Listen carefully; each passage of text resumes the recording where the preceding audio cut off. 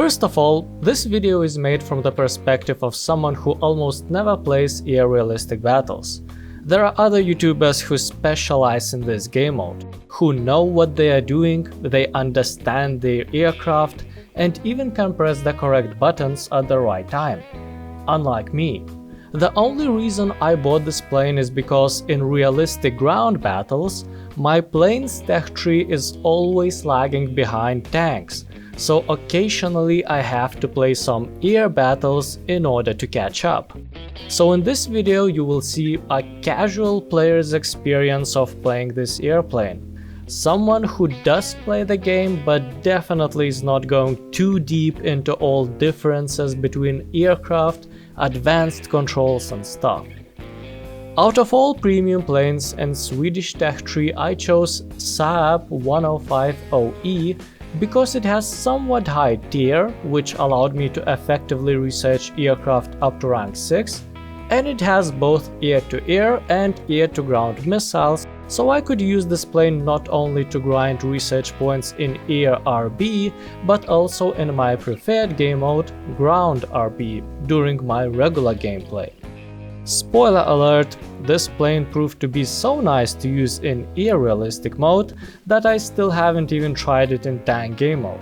The primary reason why this vehicle felt so good in a game mode that I don't usually like is because of the missiles. The plane gets air-to-air missiles very early for its battle rating.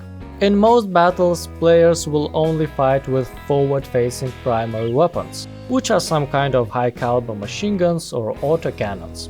There will be only few planes carrying missiles, so this plane will have air-to-air missiles advantage against most of the opponents. Additionally, since air-to-air missiles are only starting to show up at plane's battle rating, many players still don't have required reflexes to avoid them.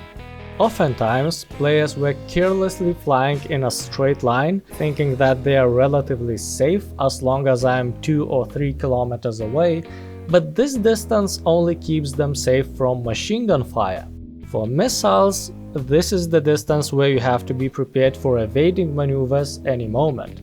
It sometimes felt a little bit unfair and sad when I was firing at opponents who are not even trying to avoid, but every time I see aircraft destroyed message, it makes me happy again. It doesn't necessarily mean that missiles are OP. They cannot be launched too close or too far away from the target, and if not flying straight behind the enemy and the missile has to correct itself, it also decreases the chance of hitting the enemy. Against experienced players, using missiles is even more complicated. The RB-24 is a Swedish heat-seeking missile that is basically the same as AIM-9B. They are very easy to avoid. Even when attacking bigger and heavier planes, they were sometimes able to dodge my attacks, while fighters can be almost impossible to hit if the player I am attacking has some awareness. Luckily for me, it doesn't happen too often. Just like most of the aircraft, another weaponry type available for this plane is autocannons. But autocannons are only available in the form of equipable gunpods. It is possible to start a fight without them, which saves some weight and increases maneuverability, but that leaves the plane defenseless once you are out of air-to-air missiles. And you cannot equip more of these missiles instead of gunpods.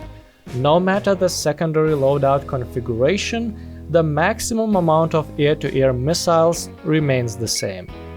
In ground battles, I guess it makes sense to consider taking air-to-ground missiles instead of gunpods, but in air realistic battles, autocannons is the way to go. They allow the plane to play just like a regular fighter, just with worse flight characteristics in most cases. Unless having an altitude or speed advantage, it's quite unlikely to be able to outmaneuver other fighter jets.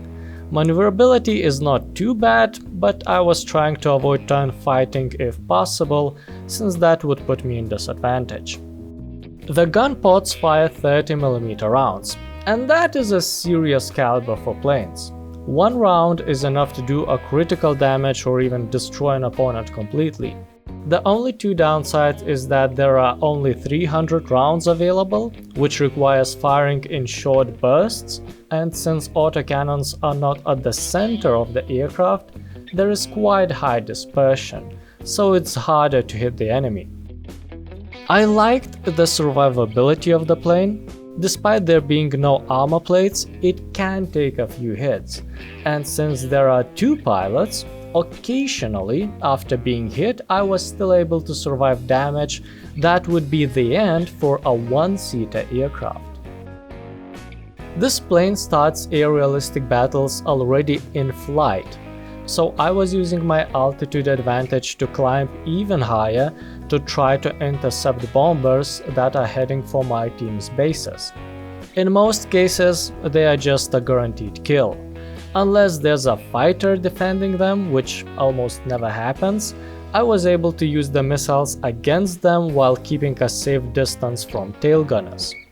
After that, I usually went for fighters, attacking them with gunpod autocannons until I died or ran out of ammunition.